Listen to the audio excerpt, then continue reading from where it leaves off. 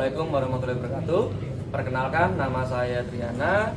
Saya mahasiswa PPG dalam jabatan Universitas Profesor Dr. Hamka tahun 2023 angkatan pertama. Berikut adalah video uji kinerja saya. Terima kasih. Sebelumnya, Assalamualaikum warahmatullahi wabarakatuh. Waalaikumsalam warahmatullahi wabarakatuh. Silakan Kaila sebagai ketua kelas untuk memimpin doa. Sebelum mulai belajar, mari kita berdoa. Berdoa dimulai.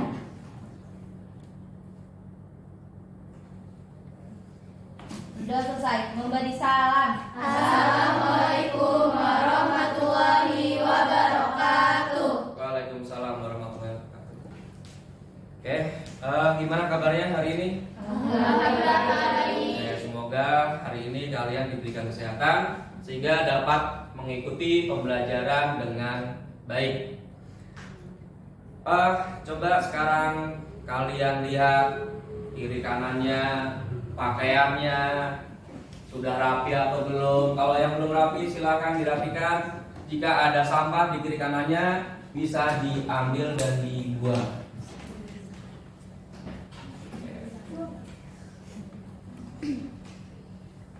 Udah?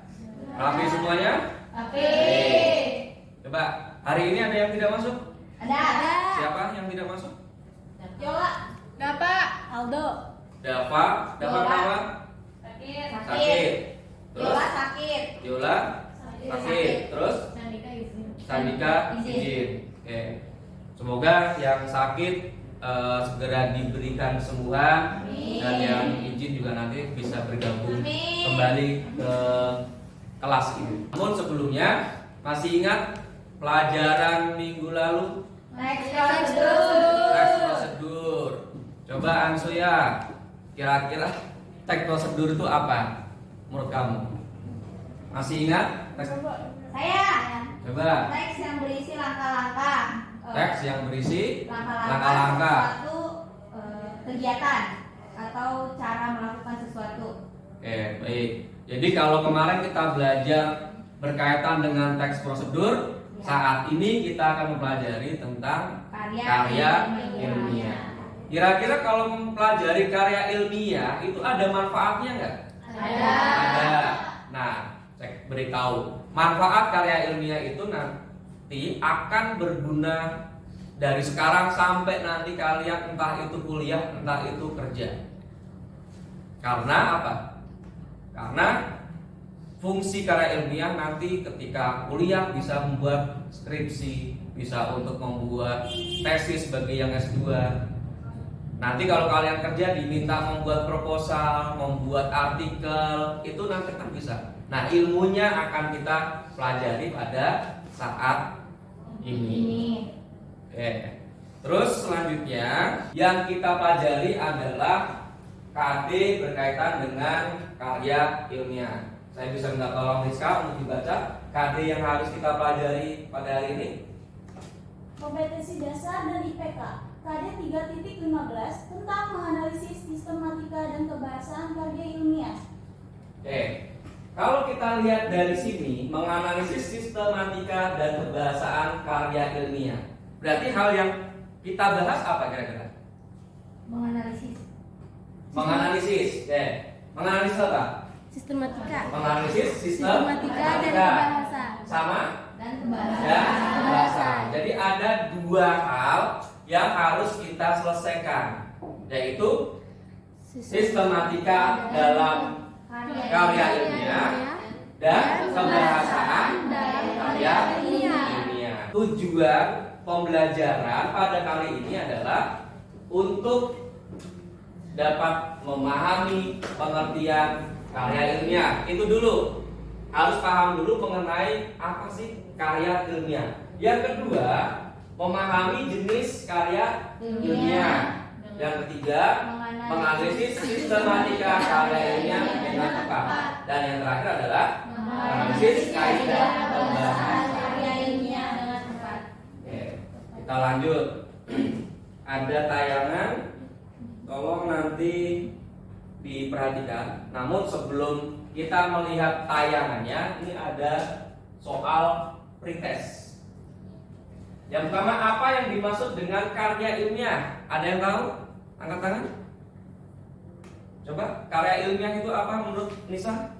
Karya ilmiah adalah tulisan atau laporan tertulis yang memaparkan hasil penelitian. Tulisan yang memaparkan hasil penelitian. Ada pendapat lain? Ada pendapat lain? Tidak. Oke, kalau tidak sekarang yang kedua, jenis karya tulis ilmiah yang kalian ketahui apa aja kira-kira? Jenis yang kalian ketahui ada apa saja? Satu, ada artikel ilmiah. Ada yang kedua apa? Makalah. Terus ada skripsi. Terus ada kertas kerja. Ada lagi paper. Nah, perhatikan di depan ada tayangan yang berkaitan dengan karya ilmiah. Apa itu karya ilmiah? Jenis-jenisnya, ciri-cirinya, kebahasaannya. Nah, tolong diperhatikan. Nanti kita akan lakukan tanya jawab dan pembahasan materinya. Video pembelajaran dari saya. Kali ini saya akan membahas mengenai karya ilmiah. Ternyata banyak sekali yang menulis di kolom komentar bahwa mereka menginginkan saya membuat video pembelajaran tentang karya ilmiah juga. Mohon maaf ya, memang akhir-akhir ini sok sibuk begitu, jadi belum bisa membuat video pembelajaran. Jadi meskipun pembuatan video pembelajaran kali ini agak terlambat, harapan saya adalah tetap banyak viewernya. Karya ilmiah, materi kelas 11 SMA. Biasanya di beberapa sekolah ada ekstrakurikuler KIR atau kelompok ilmiah remaja. Di dalam ekstrakurikuler ini biasanya membahas mengenai pembuatan karya ilmiah. Selain itu, karya ilmiah juga sering sekali dilombakan loh. Jadi kalau misalnya kalian bisa membuat karya ilmiah dengan baik, tentu saja hal ini sangat mendukung dan bermanfaat bagi kehidupan kalian. Entah itu sekarang masih SMA ataupun nanti ketika kalian memutuskan untuk melanjutkan pendidikan lagi di perguruan tinggi. Bahkan ketika kalian bekerja nanti, ada beberapa pekerjaan yang memang mengharuskan adanya pembuatan karya ilmiah. Nah, berarti pembuatan karya ilmiah ini sangat bermanfaat bagi kita.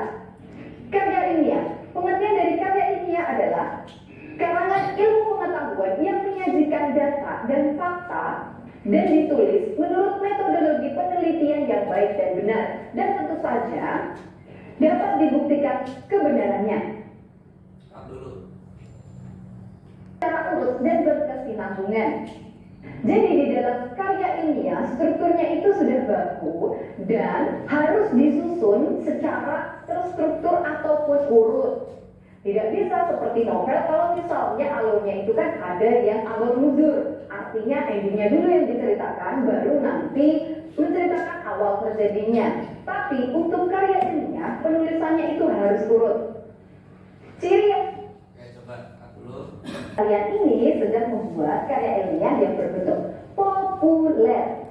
Ya, jadi karya ilmiahnya itu bisa dibaca di dalam surat kabar. Kemudian karya ilmiah bentuk populer ini bentuknya juga mana suka. Artinya apa mana suka? Artinya ya suka-suka kalian lah. Bukan berarti kalian bisa membuat karya ilmiahnya bentuk zigzag, itu bukan ya. Tetapi maksudnya adalah kalau karya ilmiah pada umumnya itu kan ada bab 1, bab 2, bab 3, ada pendahuluan, latar belakang dan lain-lain. Tetapi untuk yang karya ilmiah bentuk populer itu biasanya ditulis ke dalam paragraf saja. Jadi setelah kalian melihat tayangan video tadi, nah tadi kan sudah dijelaskan beberapa tentang karya ilmiah itu apa, jenis-jenisnya apa aja. Nah sekarang coba siapa yang tahu jenis dari karya ilmiah? Sebutkan 2 atau 3 jenis dari karya ilmiah itu apa saja, sesuai dengan penjelasan di video tadi. Ya, ada yang tahu? Karya tulis populer, karya tulis semi formal, Yang formal. tulis dan formal. Populer, formal, dan semi formal. Itu jenis dari karya ilmiah. Nah, tadi juga sudah dijelaskan strukturnya apa. Coba, ada yang bisa menjawab struktur dari karya ilmiah sesuai dengan tayangan video struktur karya ilmiah? Ada yang bisa? Ayo, strukturnya apa?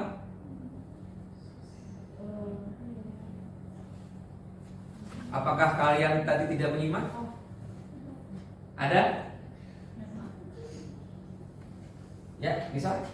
Cover, kata pengantar, Ya. daftar isi, bab 1 pendahuluan, latar belakang, rumusan masalah, tujuan, bab 2 pembahasan, bab 3 penutup, kesimpulan dan saran, daftar pustaka dan lampiran. Nah, jadi ada berapa bab yang ada di situ? Ada tiga, pendahuluan, isi, terus penutup. Pembahasan sama penutup. Nah, pembahasan itu sama aja isi.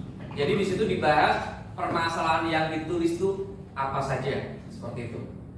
Ya. Nah, sekarang kalian bisa perhatikan materi yang ada di depan. Nah, jadi ini materinya. Ini sudah dijelaskan tadi pengertian karya tulis itu apa.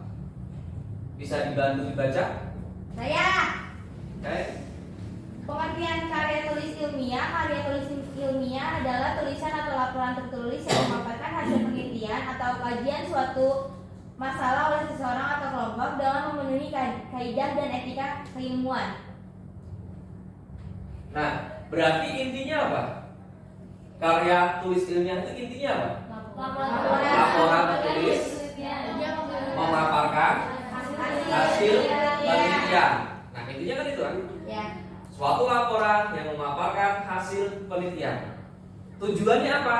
Tujuannya untuk melatih melakukan penelitian. Jadi ketika kita sudah melakukan penelitian, maka dibuatlah laporan penelitian tersebut. Bentuknya apa? Ya ini karya ilmiah. Bisa nanti berbentuk makalah, bisa berbentuk artikel. Kalau orang yang kakak kalian misalkan kuliah, itu bisa bentuk skripsi, kayak gitu. Ya. Nah, terus manfaat dari karya ilmiah itu apa? Manfaatnya menyumbang bagi perluasan cakrawala ilmu pengetahuan masyarakat. Jadi apa? Ketika karya ilmiah ini dipublikasikan, diterbitkan atau disebarluaskan, maka ilmu pengetahuan yang kalian cantumkan di situ dapat tersebarluaskan dan dapat dibaca oleh siapapun. Misalkan ada seorang mahasiswa membuat skripsi berkaitan dengan tingkat konsentrasi siswa SMK Tunas Pembangunan. Nah, hasilnya seperti apa nanti dibuat karya tulis berupa skripsi. Bagi orang yang membaca itu akan menambah pengetahuan. Karena di situ sudah ada kan, ada teorinya, ada hasil penelitiannya, ada simpulannya, ada saran bagaimana untuk membuat konsentrasi siswa itu meningkat, itu seperti apa. Terus kelemahannya apa, faktor-faktor penyebab konsentrasi yang menurun itu seperti apa. Itu nanti akan tercantum semua di situ.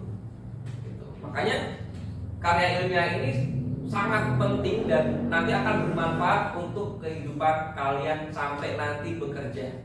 Gitu. Selanjutnya, nah ini ciri-cirinya. Ciri yang pertama, sistematis. Kenapa sistematis? Karena harus disusun dulu. Disusun dulu. Nah, susunannya itu bagaimana? Berurutan. Teratur, susunannya teratur, urut-urutannya itu bagus. Jadi urutannya misalkan 1, 2, 3, nggak boleh 1 ke 3, terus ke 5, terus baru ke 2, nggak boleh. Jadi sistematis itu susunannya ya harus urutan. Jadi kalau tadi di pendahuluan ada latar belakang, terus ada apa lagi tadi? Saya latar belakang, ada teori, ya itu harus ada latar belakang dulu baru teori. Tidak boleh teori dulu baru latar belakang. Jadi harus berubah. Yang kedua logis. Logis itu apa? Masuk akal. Karena apa? Namanya karya ilmiah itu pasti berdasarkan fakta. Lalu yang ketiga adalah objektif. Objektif apa? Pernyataan. Sesuai perspektif pandangan sesuai pandangan Sesuai pandangan penulis. ya Ayo. Nah, umum bedakan antara objektif dan subjektif. Kalau objektif itu menurut pandangan secara umum.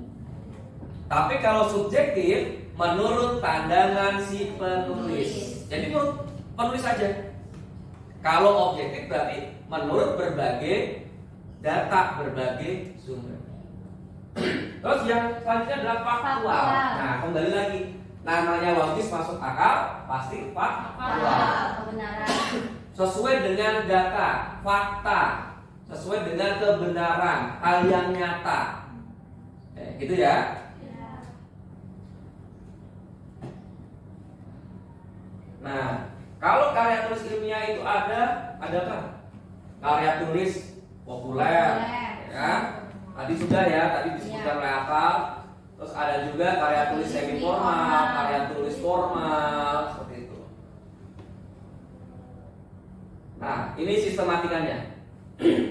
Sistematikanya ada cover, kata pengantar, daftar isi, pendahuluan. Nah, di pendahuluan itu ada latar belakang, ada rumusan masalah, ada tujuan. Latar belakang berarti apa?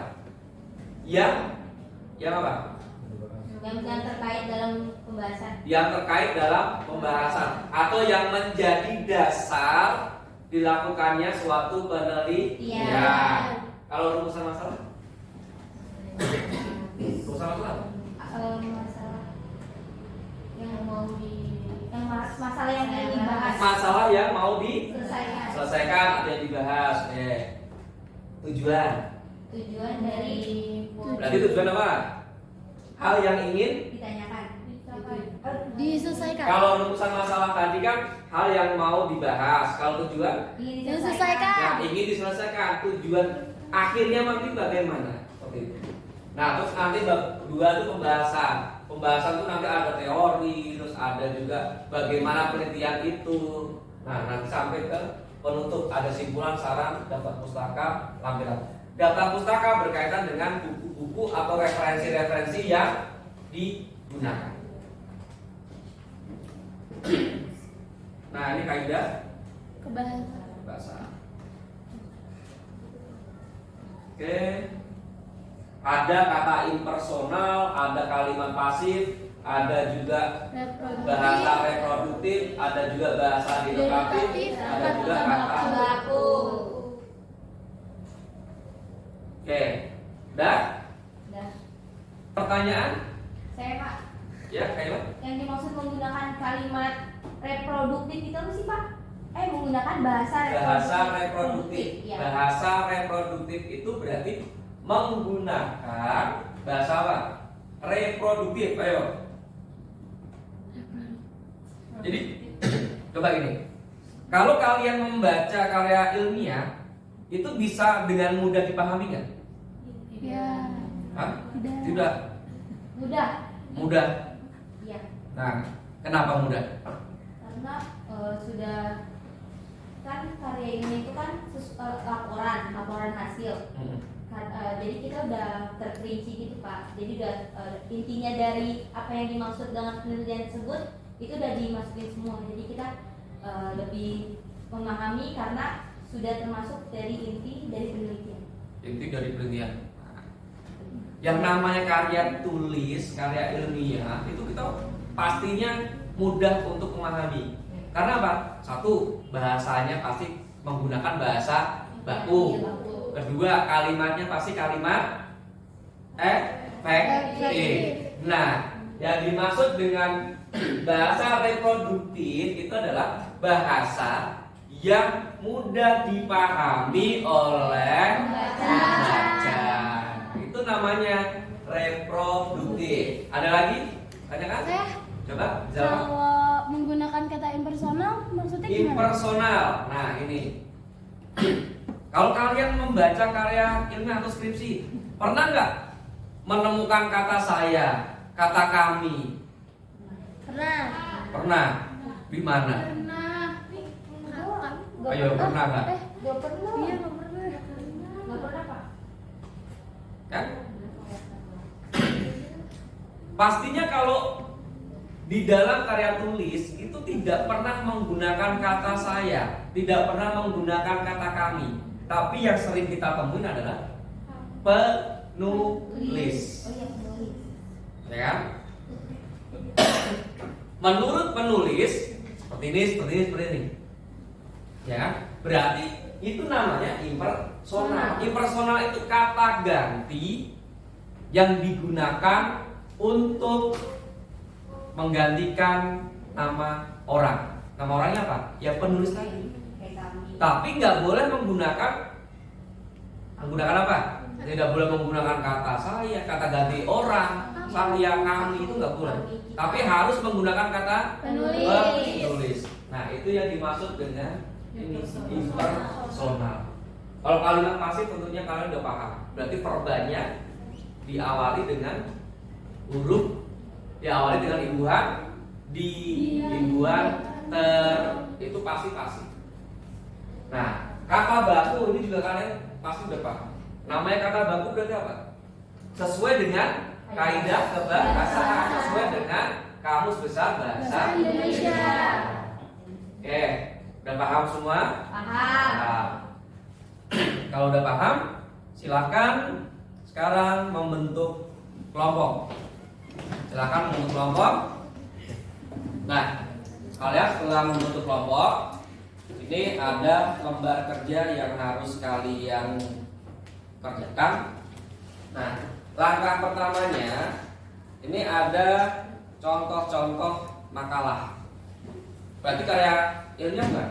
Iya. Ilmiah. Nah, silahkan nanti ini dibaca dulu, lalu sesuai perintah yang ada di lembar kerja. Ya.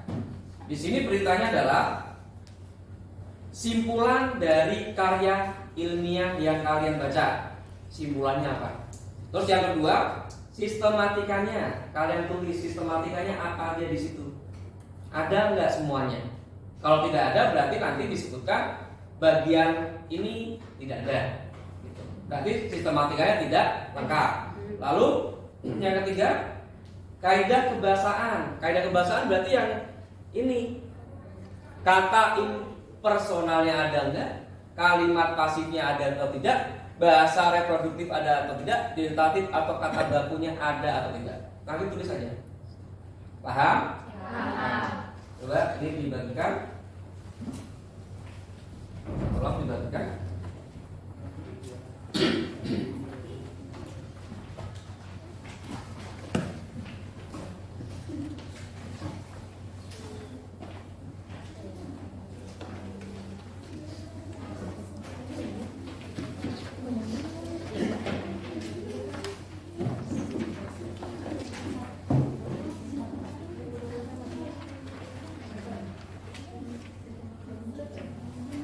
Ya, semua udah dapat ya?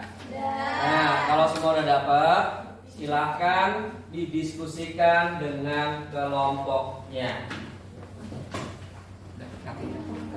Sekarang kalian diskusikan ya.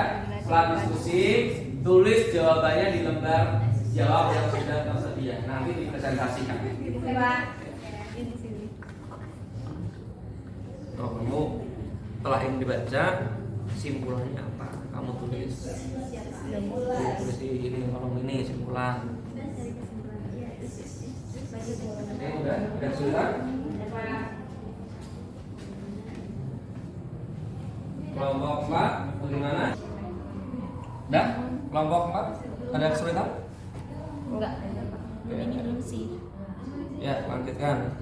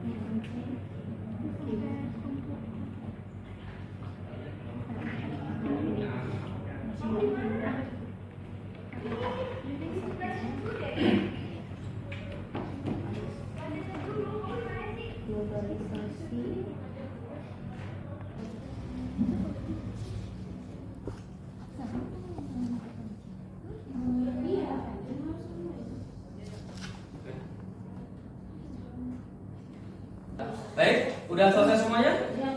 Sudah. Kalau sudah, sekarang silakan dipresentasikan kelompoknya Kaila. Saya Pak. Ke depan, silakan. Wabarakatuh. Waalaikumsalam warahmatullahi wabarakatuh. Saya akan mempresentasikan hasil diskusi tentang makalah dampak globalisasi terhadap pendidikan. Kesimpulan yang yang ambil saya diskusi yaitu kesimpulannya adalah globalisasi adalah suatu proses tatanan masyarakat yang menduniai dan tidak mengenal batas wilayah. Kemajuan teknologi akibat pesatnya arus globalisasi yaitu merubah pola pengajaran pada dunia pendidikan. Pengajaran yang bersifat klasikal berubah menjadi pengajaran yang berbasis teknologi baru seperti internet dan komputer. Selanjutnya, sistematika karya ilmiah yang saya diskusikan bersama kelompok saya, yaitu makalah ini kurang tepat dalam sistematika karya ilmiah dikarenakan kurangnya dalam bagian cover dan daftar isi selebihnya ada. Dan selanjutnya ada kaidah kebahasan karya ilmiah, yaitu 1. Menggunakan kata baku dari awal. Contohnya dari awal hingga akhir pada makalah tersebut semuanya menggunakan bahasa atau kata yang baku. Dan yang kedua, bahasa denotatif, yaitu mulai longgarnya kekuatan kontrol pendidikan oleh negara. Dan yang ketiga, kalimat pasif, yaitu terutama ditawarkan, diikuti, terlihat, diterapkan, dan dikenal. Selanjutnya yang terakhir, ada kalimat reproduktif, yaitu globalisasi adalah suatu tatanan masyarakat yang mendunia dan tidak mengenal batas wilayah. Dan yang kedua, kemajuan teknologi akibat pesatnya arus globalisasi merubah pola pengajaran pada dunia pendidikan. Dan yang ketiga, dunia maya selain sebagai sarana untuk mengakses informasi dengan mudah juga dapat memberikan dampak negatif bagi siswa. Sekian presentasi diskusi dari kelompok saya. Wassalamualaikum warahmatullahi wabarakatuh. Baik, terima kasih untuk kelompoknya Kaila yang telah mempresentasikan. Ada yang mau menanggapi? Saya, Pak. Ya, silakan kelompoknya Esther. Berdiri, Esther. Menurut diskusi dari kelompok kami untuk sistematika yang tadi Kiawan sudah bacakan, itu menurut saya dan kelompok saya itu sudah benar, sudah tepat. Namun yang kurang itu masih ada penulisan yang kurang tepat atau penempatannya masih berantakan, Pak. Masih salah berantakan. Baik, terima kasih. Iya, Pak. Baik, berdasarkan hasil diskusi yang kalian lakukan tadi, dari segi sistematikanya memang belum tepat ya, karena ada yang menghilang. Apa itu? Covernya tidak ada, satu. Yang kedua, bisa kalian perhatikan di situ cara penulisannya. Jadi cara penulisannya itu kurang, tadi dikatakan kelompoknya Esther kurang pas atau ada tata letaknya yang salah. Karena begini, misalkan, jadi kalau kita menulis seperti ini A, ini sub judulnya, harusnya paragrafnya ini sama di, bukan di A-nya, tetapi ada di bawah dari awal tulisan tersebut. Nanti juga sama, B seperti itu juga. Jadi tidak boleh, misalkan gini A, terus di sini ada lurus di A-nya, enggak. Mulainya adalah lurus di bawah titik, mulainya di situ. Nah, jadi penulisannya kurang rapi. Seperti itu ya. Baik. Kalau memang dirasa ini udah jelas ya, karena kan memang kita udah bisa melihat langsung bagaimana sistematikanya, terus penulisan-tulisannya. Terus tadi kaidahnya juga ada kata infrasional, ada bahasa reproduktif, pasif, terus tulisannya juga menggunakan bahasa yang baku. Nah, sekarang ini ada evaluasi. Nah, ini ada evaluasi. Tolong ini dikerjakan dan nanti kumpulkan. Baik, Pak. Ya, silakan. Dan dikat dulu. Udah. Baik, udah selesai? Ya, kalau sudah tugas evaluasinya dikumpulkan. Ini dikumpulin.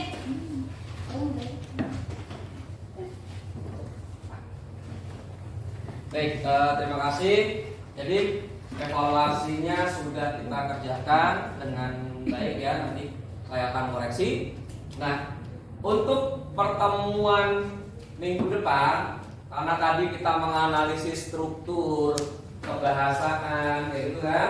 Nah, untuk minggu depan kita memproduksi atau membuat. Kita mencoba untuk membuat karya ilmiah yang sederhana seperti apa? Yaitu makalah. Nanti yang akan kita buat ya, makalah. Ya. Jadi minggu depan kita akan membuat karya ilmiah berbentuk makalah. Ya, ada pertanyaan sampai sini? Tidak.